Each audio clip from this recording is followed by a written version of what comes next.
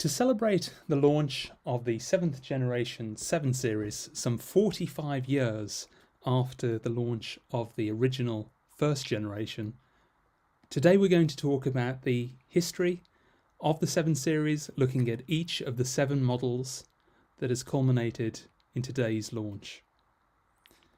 Whilst we'll be mainly focusing on the evolution of the designs and technical advances of the 7 Series, we're also going to look at the comparable S-classes at each stage of the 7 Series development. In order to do that, we have to go back to the origins of the German luxury class, and the origins lie with Mercedes, and in particular the Mercedes S-Class, formerly known as the Sonderklasse, or the special class of vehicles, denoting the additional equipment made available on the S-Class. But indeed, prior to the S-Class, which also finds itself in its 7th generation, the car that established the segment for Mercedes was in fact the car popularly known as the Mercedes Ponton, which you should be seeing in your screen now. The Ponton was introduced in 1954, and it was called the Ponton because the shape of the vehicle was thought to denote a ponton as you would associate with rivers and the ocean. So that was the car that started it. After the Ponton, Mercedes then went on in 1959 to launch the Fintail, the Heckflosser Mercedes, known formally as the Mercedes W111, also called 220s, 220Ss, 220SEs, and so forth. The most notable feature of the Fintail Mercedes is, of course, the fintails at the rear. And in the photographs you can see that this here are the famous fintails, which were inspired by the American styling cue of having fins to denote rockets, which of course were the latest trend in the 1960s with NASA's various missions. Car manufacturers wanted to evoke that quintessential sense of modernity, and here we can see it on the Heckflosser or tail fin Mercedes 300 SEL. And Mercedes also produced this car in a coupe and in a cabriolet, and they built the car from 1959 until 1968, but continued to manufacture the iconic coupe and cabriolet right until 1971. Now, BMW had still not turned to making a 7 Series. After the war, Mercedes weren't even making 6-cylinder cars, despite having made a range of 6-cylinder and 12-cylinder vehicles before and during the war. But the vehicle that they developed in the 1960s was in fact the BMW New 6, also known as the Bmw E3. The E3 was technically a competitor for the mid-size Mercedes, not the Fintail or indeed the W108, which came into production from Mercedes in 1965 and which would have been its direct competitor. But the BMW was marketed in the category below. It was the first BMW after the war to feature a 6-cylinder engine, and as time went on, BMW made larger capacity 6-cylinders. So they started with the 2.5 litre, known as the 2500, and ultimately in the late 1970s produced a 3.3 litre. And the car was seen as really a step up from the mid-size Mercedes. It was seen as a driver's car, it handled very well, and the 6-cylinder engines were seen to be superb. So it was perhaps the success of this car, the BMW New 6, that actually inspired the BMW 7 Series. And the BMW 7 Series came into being in 1977, which was obviously long after the car you can see on the left, which is the Mercedes W108. So the Mercedes W108 would actually have been competing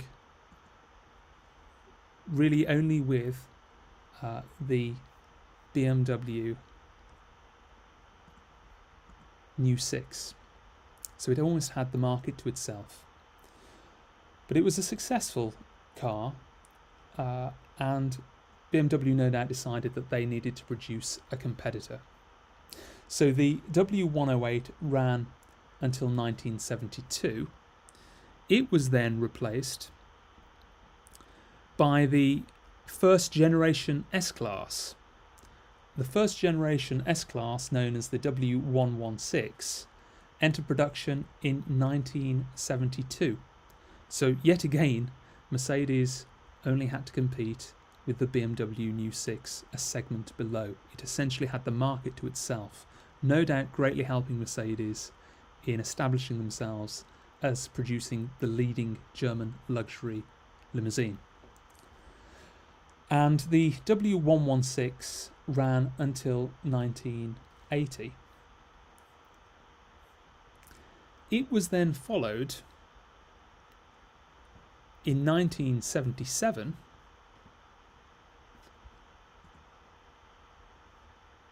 by the very first 7 Series.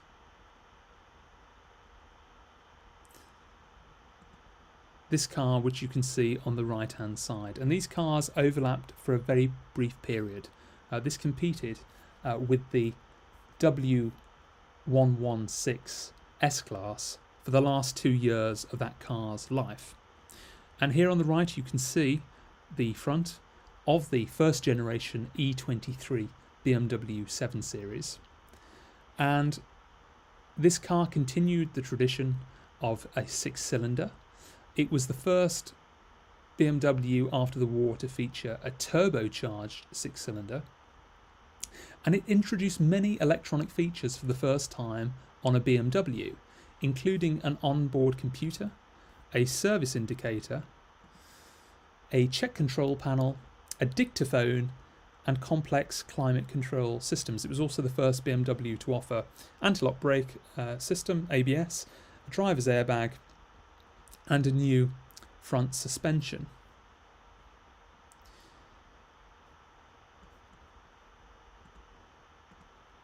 Now, what do you think between these two cars? At each stage we're going to look at both the S-Class and the 7 Series. Here you've got the first generation S-Class on the left, and you have the first generation 7 Series on the right.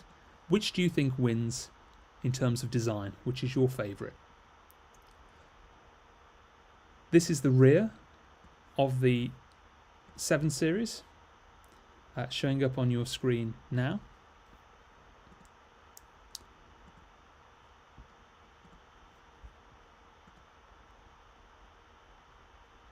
And this is the rear of the first generation S-Class.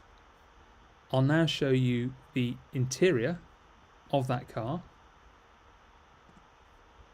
So the interior of the first generation S-Class looked like this, and the interior of the first generation 7 Series looked like this.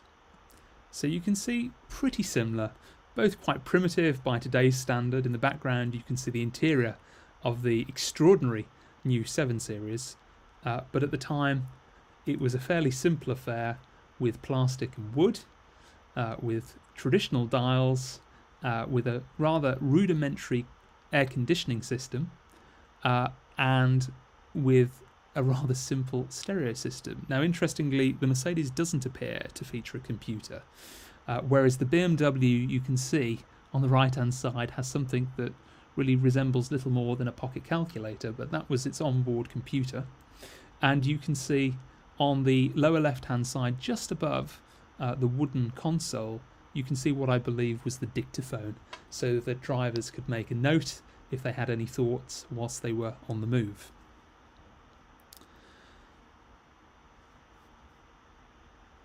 Now, the first to move forward onto the second generation was, of course, Mercedes. And Mercedes introduced the second generation S-Class in 1979, just 2 years after the BMW had been introduced. Now, if we look at the BMW, I think perhaps in the first round it was probably a fairly even battle in terms of outward looks between the 7 Series and the S-Class, but perhaps you might feel that by the time of the second S-Class in 1979 that the 7 Series really did begin to look rather dated on the outside, and it's perhaps surprising that BMW continued to manufacture the 7 Series in essentially this design until 1986, a full 7 years after the second generation S-Class launched, and indeed in the United States continued to sell this vehicle until 1987. If we look at the first generation 7 Series, we can see there the front, which perhaps looks rather conservative and perhaps slightly old-fashioned. You can see the rear is perhaps quite rudimentary too, with very simple tail lights. And if we look by comparison at the second generation S-Class, we can see that they had moved forward the design, with the second generation S-Class having a rather interesting crenulated design at the rear, perhaps better shown on this silver version that we have here. And in terms of the profile of the car, I think the S-Class looks far more modern and far more stately than the first generation 7 Series, which no doubt is why in 1986 BMW brought out the second generation 7 Series, which you can see now. And this was a very significant car for BMW, where the brand really started to compete squarely with the Mercedes S-Class. Instead of being limited to solely offering a V6, or rather a straight 6 engine, BMW introduced a V8 in 1992, which I believe was the first V8 that BMW had produced since the BMW 501 back in 1962. But also, in addition to matching Mercedes with V8s, BMW also introduced, for the first time in a German vehicle after World War II, a V12 power plant. And indeed, BMW, not satisfied merely with 12 cylinders, went on to create a concept car known as the Goldfish 767 Secret 7, which in fact featured a V16 engine, which was a remarkably powerful engine by the time, but which didn't go into production due to the fact that it was not compliant with environmental regulations. And in fact, the second generation 7 Series was also notable in that it was the first vehicle to be manufactured in Germany that adhered to the gentleman's agreement between the German manufacturers, electronically limiting the top speed of their vehicles to 155 miles per hour. So here we have them side by side, the second generation 7 Series, but also the second generation S-Class. In terms of design, which do you think looks the best? I think my view is that the prize on this occasion must go to the 7 Series. The 7 Series has beautiful flowing lines, a timeless silhouette, and I think looks far more modern than the rather boxy looking S-Class that we have on the left hand side. But not just improving the engines, BMW also introduced a number of other firsts for their vehicles, including projector lens headlamps, double glazed windows, and xenon headlamps as far back as 1991.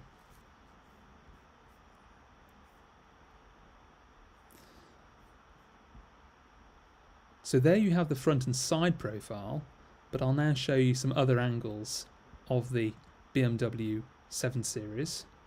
And you can see we have here the interior, and you can see the classic angling of the center console towards the driver. We can see that it's a manual gearbox, something that I'm not sure if it was available on the S-Class, but I'm sure if it were, would have been a far less commonly selected option.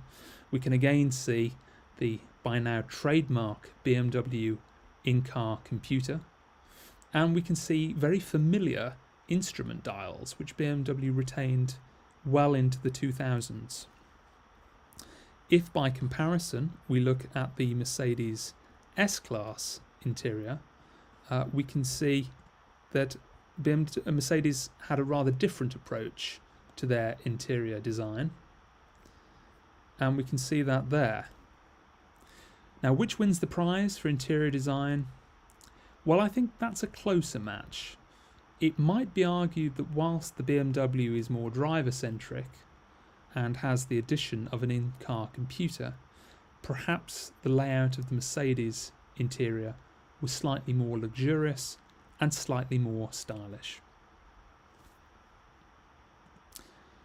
But what do you think? Let me know in the comments below which you think was the best looking car between the second generation 7 Series and the second generation S-Class, and which do you think had the best interior? Now, the Mercedes only continued in this guise until April of 1992, which was not particularly long into the 7 Series life, and it was replaced with the third generation S-Class, which you can see on your screens there. Before I move on to the S-Class, one not commonly known fact is that whilst the BMW 7 Series had a much smaller grille, certainly than it does today, but did feature the iconic kidney grilles, there was actually some differentiation, and perhaps there was the start of the BMW mantra that the bigger the kidney grille, the better, and perhaps the origins of that arguably misconceived notion originate with the second generation 7 Series. And we can see, if we go through the photographs, we can see an Alpina fitted engine, we can see the 12-cylinder here, we can see the iconic L-shaped tail lamps which premiered on the second generation 7 Series and which were introduced to enhance safety, to make the rear indicators more prominent, and the origins of the Hofmeister kink. But I draw your attention on this Vienna registered Austrian 7 Series to the size of the grille. Now, I think we can agree that the grille on this second generation 7 Series was quite small. So the kidney grilles are there, but they're very subtle. They're no larger really than each of the 4 headlamps on the 7 Series. But look very closely. The car you see here is a 6-cylinder example, but I'm now going to show you an 8-cylinder example, and look very closely at the grille. Can you see it's grown? It's not wider, but you can see it's not taller, but you can see that it is wider. And this was the grille used on the V8 and 12-cylinder 7 Series to denote the larger vehicles. So perhaps the origins here of the slippery slope that in all things 7 Series, bigger is considered to be better. Personally, I think the smaller kidney grilles on the 6-cylinder car look better, but there we have it, the origins of the large BMW kidney grilles. So the Mercedes S-Class, introduced in 1991, and this really was an iconic car.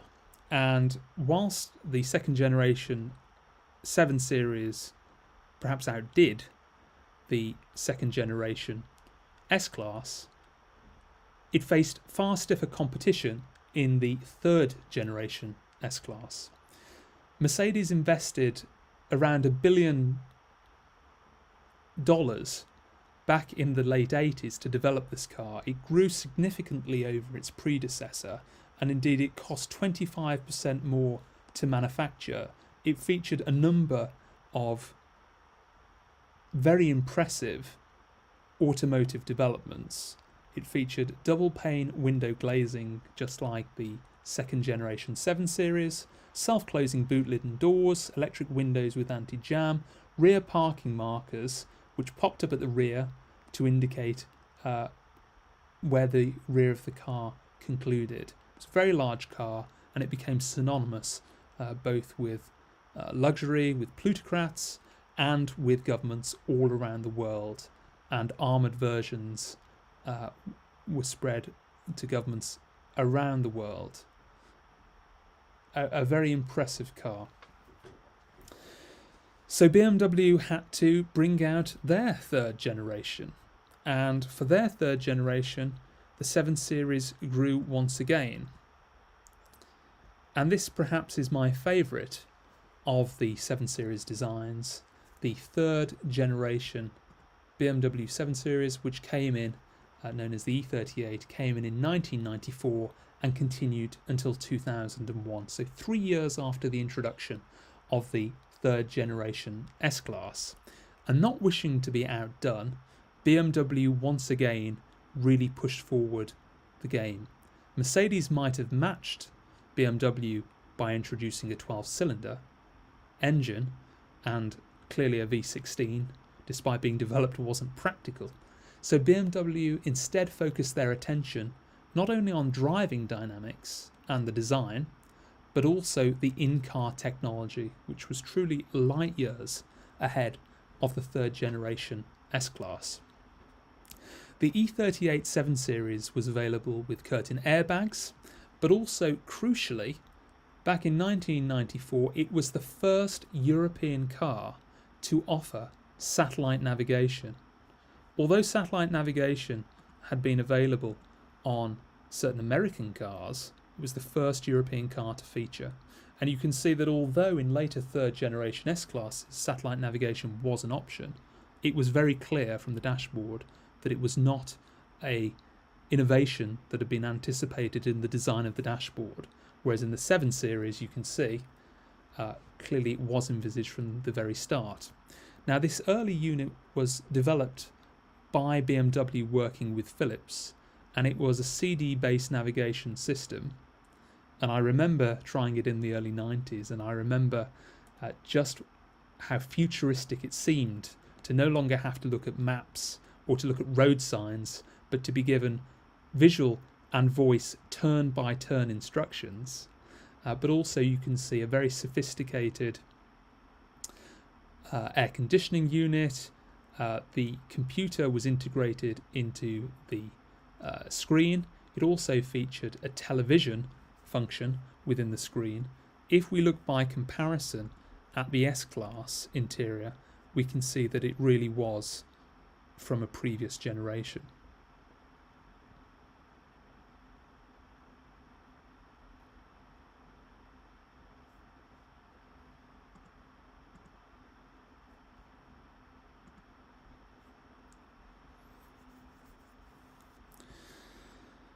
But in terms of design, which do you prefer? Do you think that the third generation 7 Series is better looking than the third generation S-Class? Or perhaps you feel that they are different designs targeted towards people with different emphasis in what they wanted from their luxury sedan. The 7 Series to me is a very sleek design. The S-Class is of course very stately and very boxy. I think that the 7 Series has aged better. Here we can see a special edition 7 Series known as the L7, which was produced from 1997 to 2001, and that was an extended wheelbase limousine think it was particularly popular in the Middle East, Southeast Asia and Europe, with only 900 examples being built. And there's the rear of the L7, and inside we can see a very opulent interior with lots of legroom, a fold-down picnic table, and vanity mirrors concealed within the rear of the comfort headrests. And here we have a hydrogen concept car, which was used to test hydrogen technology back in the early 2000s. And here's a beautiful two-tone interior with a maroon and beige trim. And this is a later interior on a 7 Series towards after the facelift in 1998, and you can see a much larger widescreen, and it looks really rather more modern. And in fact, this was really the format that BMW used well into the 2000s. So Mercedes, once again being outdone by BMW innovation, in 1998 introduced their 4th generation car, and this was the W220, which was introduced in July of 1998. And this car ran until 2005, so there was obviously a considerable degree of overlap between the cars, at least until 2001. So for the last 3 years of its life, the 3rd generation 7 Series competed against this car. And just returning to the exterior, you can see how the 7 Series looked by comparison, and in fact here we have a facelifted car. I think the 7 Series did pretty well. For a car that was introduced as early as 1994, I think it aged tremendously well, perhaps due to its curves and its beautiful, elegant lines. It looked contemporary even alongside the S-Class. However, the S-Class looked very athletic, very svelte. So, in my view, the S-Class did look more modern. But so it should do, being the 4th generation car competing against a 3rd generation 7 Series. If we look at the interiors, you can see on the right the interior of the 3rd generation BMW 7 Series, and on the left I'll show you the interior of the 4th generation S-Class. And actually, when you look at the early S-Class that came in 1999, you might argue that the widescreen of the 7 Series looked rather more modern and has dated rather better than the S-Class. But of course, Mercedes addressed that and ultimately introduced a widescreen to compete. So then BMW in 2001 introduced the E65, the 4th generation 7 Series, and you can see that on your screen now. This was the vehicle designed by Chris Bangles. Now the version you see there is actually the facelifted car, but I'll now show you the original design, and the original design front looked like this, which was very controversial. Controversial at the front.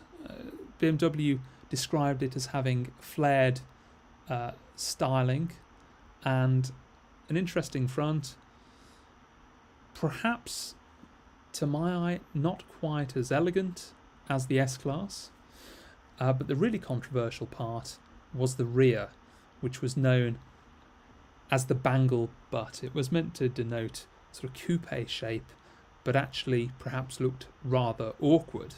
That said, despite the controversial styling, the 7 Series was a commercial success, and I believe in Germany outsold the S-Class. But perhaps the most notable feature of the 7 Series is not the exterior design, though it did go on to influence many of the later models, but it is in fact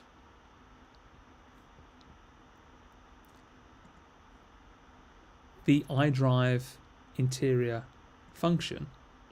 And the iDrive interior computer, which we can see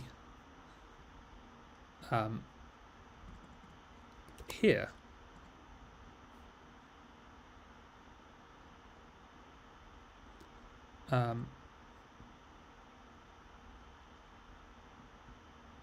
was actually a rather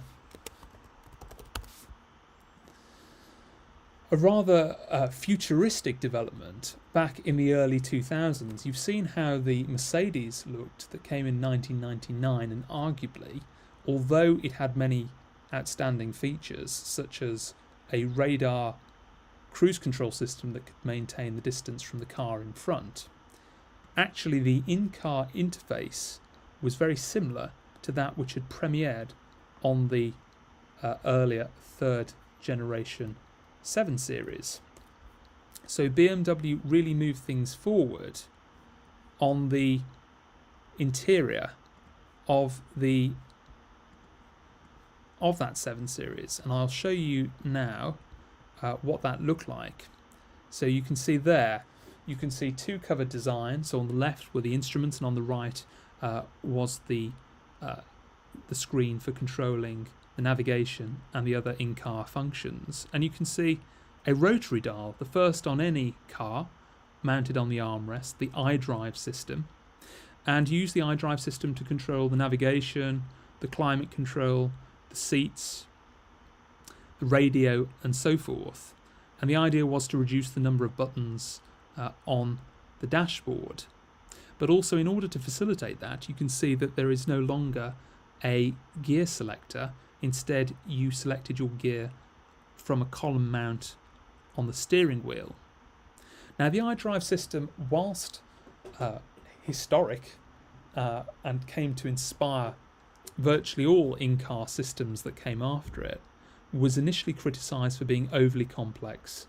The computers were slow, sometimes hesitant to move from menu to menu, and it was felt that it was rather distracting to use, that if you wanted to change the radio and you were trying to drive, it wasn't convenient to have to look down at the dial and go through a series of menus. So BMW simplified that by creating additional buttons around the rotary dial and perfected the modern iDrive system that has been used up until the most recent cars. And there we have the rotary dial showing there. Here being the layout of the dashboard. And here we have the screen. Very low resolution by today's standards, but back in 2001, very, very advanced indeed. BMW contribution of this car, not only to the 7 Series, but to luxury cars in general, was the iDrive system, which really was revolutionary when it launched. So the 4th generation S-Class was beginning to look a little bit dated. It didn't have an iDrive system. It didn't have a rotary control. It didn't have screens mounted at the top of the dashboard. It really felt a little bit old-fashioned by comparison. Although the exterior styling might have been favourable to many, the interior really wasn't competitive. So Mercedes brought out in 2006 the 5th generation S-Class, and we can see that here on the left-hand side. This is the 5th generation S-Class. And this car ran from 2006 until 2013, whereas the E65 7 Series ran from 2001 to 2008. So it competed with the S-Class, with the 5th generation S-Class, for just 2 years. I think it's an unfair comparison between the two, because the 7 Series was clearly towards the end of its life cycle by this point. I think it looked okay. I think the S-Class was more prestigious. The 7 Series arguably prettier post-facelift. In terms of interior, they were perhaps relatively similar. Mercedes, of course, having the opportunity to update the layout and to make it more advanced. But there we can see the interior of the 7 Series, and I'd suggest that this is an earlier model, so it would have been facelifted by 2006. But if we look at the 5th generation S-Class, we can see that it opted for quite a similar concept interior, probably more minimalist in design, but essentially quite similar. And you can see that what Mercedes did was they actually introduced a 2-screen layout. So one for the instruments and then a screen to the right. And actually you can see that really they've copied BMW. They've also copied BMW in the layout of the vents, and they've also copied BMW in the positioning of the rotary controller on the armrest, and they've also copied BMW on eradicating the physical gear stick in favour of a column shifted mount. So they say that imitation is the sincerest form of flattery. Well, there you have it. The 5th generation S-Class imitating the 4th generation 7 Series. So again, in 2008, it became time to update the 7 Series to bring it into its 5th generation.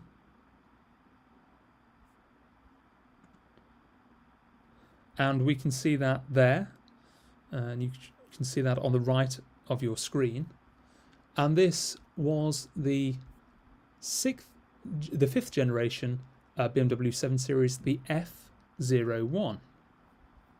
Now I'll just return the S-Class to the picture of the front so you can compare the two like for like.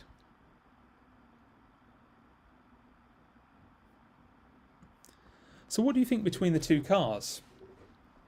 Well, personally, I think the 7 Series is better looking. It's arguable that the S-Class still looks more stately. And another criticism that could be made of the 7 Series is, although good looking, it looked very similar indeed to the 5 Series of its generation. Perhaps a little bit too similar. And it was quite difficult to all but the most keen of car enthusiasts to sometimes differentiate the two. So there we have the front of both cars. I'll now show you the rear. So this was the rear of the S-Class, which personally I was never sure about. I'll now show you the rear of the 5th generation 7 Series. And there you have it. I think the 7 Series is a prettier design, and I think it's aged better. Then we go to the all-important interior. So here's the interior of the 7 Series. By comparison, this is the interior of the Mercedes S-Class. For me, the 7 Series wins. BMW have integrated the centre screen within the overall dashboard, which to my eyes is quite attractive. It also has more expansive use of wood. It has a greater choice of controls on the dashboard. We have the return of a physical gear stick, the so-called Robocop's thumb, which you could use to electronically select your gear, but also to manually change gears if you wish to do so during more spirited driving. So I think perhaps the 7 Series wins. I personally always felt that the interior of the 5th generation S-Class was rather boring and austere. Now, turning to the features, the 5th generation 7 Series was the first 7 to be available with a hybrid drivetrain. It was the first to feature an 8-speed automatic transmission, first to feature a turbocharged V12 engine. However, that perhaps is where many of the innovations ended it did have a radar cruise control system, but Mercedes had brought that into effect on their 4th generation S-Class. Certainly it was well established on the 5th, so that was nothing remarkable by that stage. It also had night vision, but again, so did the Mercedes. It had blind spot monitoring, again, so did the Mercedes. Perhaps what the BMW did have that the S-Class didn't was a greater array of surround cameras to assist you with parking and exiting narrow spaces, and this provided a very useful 360 array of cameras that allowed you to have a bird's eye view of your car, showing everything that was around it, and that was very useful for parking, and the Mercedes didn't have that. But perhaps the greatest impact of this Generation 7 Series was the fact that it underpinned the Rolls-Royce Ghost. Previously there had been the Phantom, which operated on its own very specific platform, but Rolls-Royce were able to adopt, or rather adapt, the 7 Series underpinnings to make a more affordable, by Rolls-Royce standards, vehicle, and that was known as the Ghost. And actually there are many interior features on the Ghost that are quite similar in layout to that on the 5th generation 7 Series. The 7 Series, as I say, ran to 2015, but by this stage the Mercedes was beginning to look rather dated, although Mercedes did try to give the car a facelift, and they did so, as you can see in this photograph here. However, I think it still looked perhaps a little bit long in the tooth, and so they brought out the 6th generation in 2013, and that car is shown here, the 6th generation S-Class. Now this really was quite an attractive car and moved design further forward. The 7 Series continued, but with a slight facelift, and arguably the 7 Series was perhaps the poorer relation, and this was reflected by quite heavy discounting on the 7 Series towards the end of its life.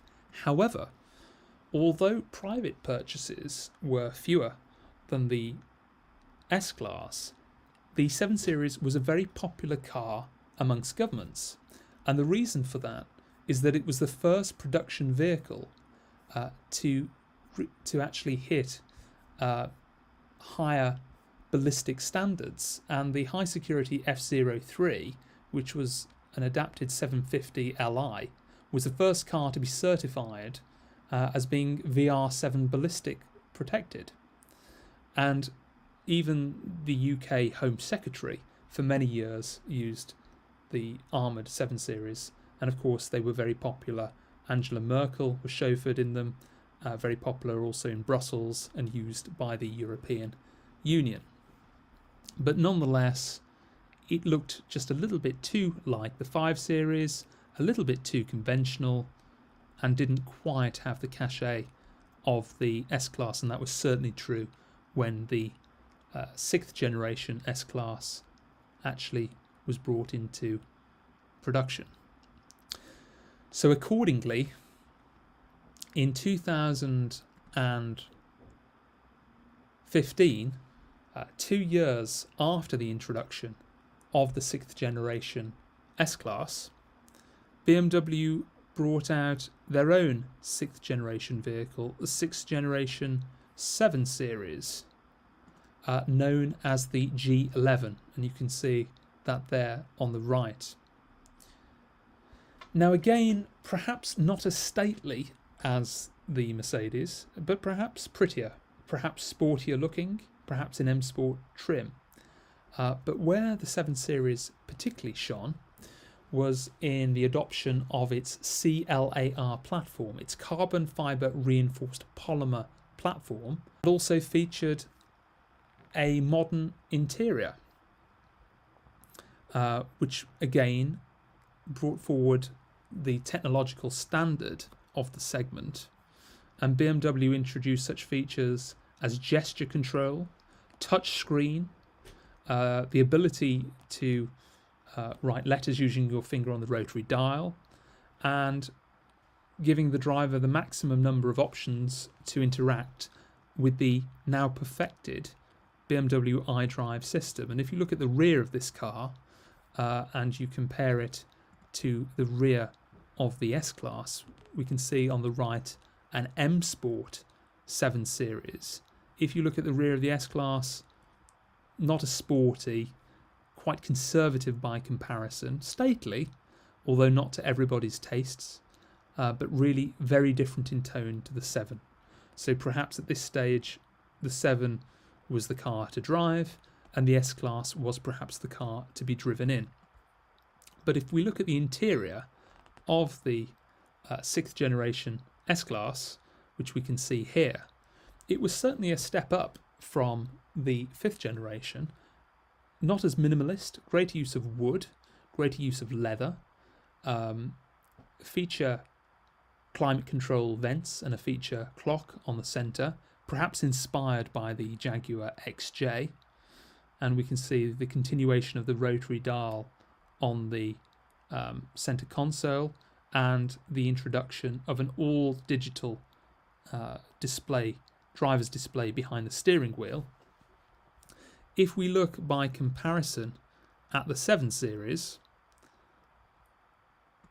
the 7 Series interior looks to me to be altogether more modern and fresh-faced. It featured a larger central screen. It had, as I've already said, gesture control where you could move your finger and a 3D scanner would see that you were doing so and either turn up the volume or skip onto the next track. It looked more luxurious in my opinion. It had, again, the useful inclusion of buttons on the dashboard to make controlling the climate control and the audio feed. 7 Series in its 6th generation, a very classy looking interior. So let me know on this car, the 6th generation, so this is the generation before both the current S-Class and the current 7 Series, which do you prefer? Which do you think has the best design? And which do you think has the best interior? Here we've got the 7 Series in Alpina trim, and I must say I think it looks really rather sporting in that blue and with the front spoiler bearing the Alpina logo. But perhaps different in tone to the S-Class, which is rather more conservative, rather more austere in its design. Now in 2019, BMW updated the 7 Series. They introduced additional features on the interior, but also they changed the front design. And you can see here the inclusion of the notoriously oversized kidney grills. BMW did this because the largest market for the car is Asia, and in Asia and specifically China, large grills are seen as prestigious, no doubt inspired by the fact that Rolls-Royces there have very large grills. So premium cars, the view is if you've got an iconic grille, it should be large, it should be prominent. So BMW made these very large grills also to ensure that the vehicle was in keeping with the X7, which had by this stage been introduced. Now, to my eye, it doesn't really work. Possibly it has a little bit more presence, possibly. Probably it looks less sporting and actually work quite well and look quite contemporary. You can see that BMW have gone for a horizontal array that goes right along the rear of the car, and I think it emphasises the breadth of the car and it looks fairly contemporary. However, as you know by this stage, Mercedes tend to be the first to upgrade to the next generation car, and they did so.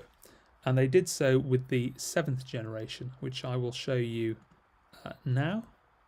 7th generation, the current generation S-Class. And I'll just go back to a front photo of the 7 so that you can see how the front looked by comparison, and I think it's fairly clear that the 7 Series is rather outclassed by the new S. I'm not a massive fan of the front, but it does look rather better proportioned, doesn't it? And it does look rather more modern than the 5th generation 7 Series, even with its own. But before I show you the current generation of the 7 Series, because BMW have pitched the car not only as a conventionally fueled luxury saloon, but also as an electric car, it doesn't merely compete with the S-Class, but it also competes with the Mercedes EQS, which you should be able to see at the bottom of your screen here. And this is an all-electric car developed by Mercedes and put on sale for those who want an all-electric luxury vehicle. Now, it has a greater range, I should say, than the brand new i7, which I'll come to in a moment, but it does have arguably quite awkward styling. So although the front is okay, the rear looks a little bit like a hatchback, and to my eye it doesn't work at all.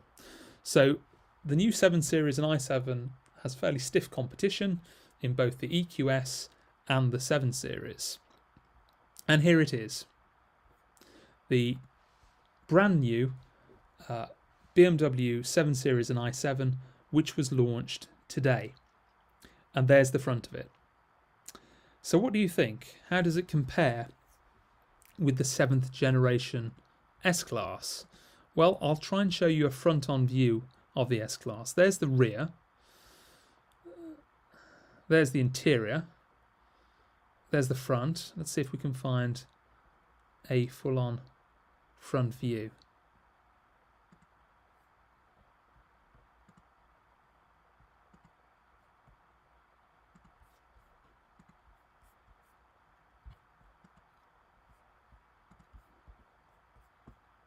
And I think what we can say really, without hesitation, is that the 7 Series certainly looks more modern than the S-Class.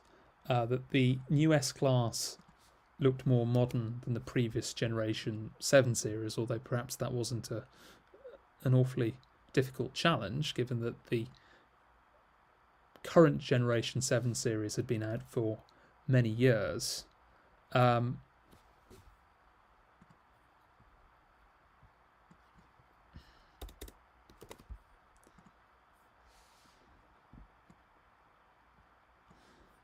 And here we have the front. So just turning to the interior,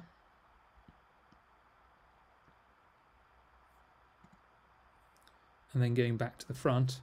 Yeah, I think the 7 Series looks more contemporary. Whether it looks more elegant, I think once again the Mercedes wins on that score. I think the Mercedes is a more elegant look. The 7 Series is once again will divide opinion, much like the 4th generation crisp-angled design. So there we have the front, and here we have the side profile. I think that the side profile is better looking on the S-Class. BMW have said that they have the most cohesive design of any car in the segment. I don't agree. I think the S-Class is consistent. It has a curvaceous design, that's clear from the front, from the side profile, and from the rear. It is cohesive, whether you like it or not. Whereas if you look at the 7 Series, I think it's rather awkward. I think that it's quite boxy at the front. BMW have called it monolithic in design. But they've tried to mix subtle curves into the mix. So it has a very bluff grille, very upright. But then they've attempted to curve the top of the front end, going into the bonnet, going into the upper portion of the headlamps. But the rest of it's very flat, very, in their words, monolithic. I don't think that's particularly consistent. If you look at the shoulder line, that doesn't really work with the front bonnet, nor does it work particularly well with the rear. And I don't like the silhouette of the car. The roof appears to be quite flat, whereas you feel that perhaps there should be greater curves, and the rear tries to curve but is also boxy and looks quite awkward. I think for side profile, again, the S-Class wins. If we look at the rear, here we have the rear 3/4 of the 7 Series. If we look at the 7th generation S-Class, we can see that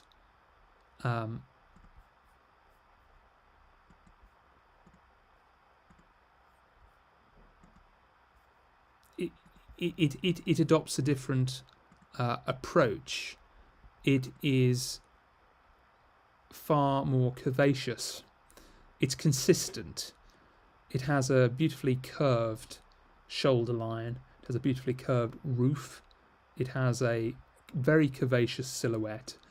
I wasn't previously keen on the rear, but when I compare it to the latest 7 Series, I think it looks good. I think it looks much better than the rear of the new 7 Series. I think the 7 Series has opted for a rather strange rear design. And although I think the front could grow on you, it'll be interesting to see whether the rear does the same. So yeah, for exterior, I think the S-Class has my vote. The 7 Series may look more modern, but I don't think it looks as elegant. So then we move to the interior. So here on the left, we've got the interior of the S-Class. And now we'll take a look at the interior of the brand new 7 Series.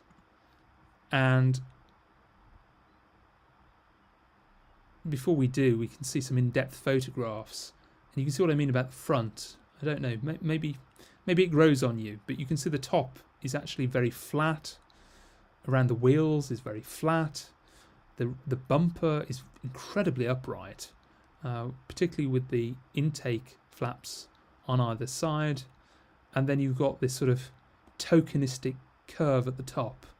It'll be interesting to see how that ages.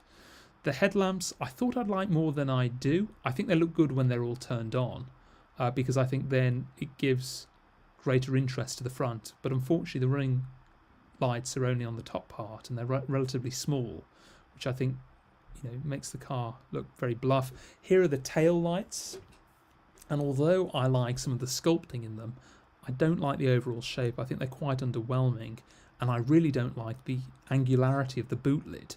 It looks like a car from the 1990s. I mean, if you go back to the 3rd generation 7 Series, I think that's the sort of shape you'd expect on that, not the sort of shape you'd expect in 2022 on such a technologically advanced car.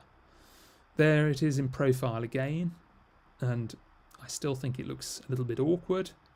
But yes, here we come to the interior, and here it wins night and day over the S-Class. When the S-Class came out in its current form, it was thought that it looked very modern, that it had a screen in front of the steering wheel, and it had almost a tablet, almost Tesla-inspired screen in the centre console, and that it looked really rather elegant. And it does look elegant. It still looks elegant.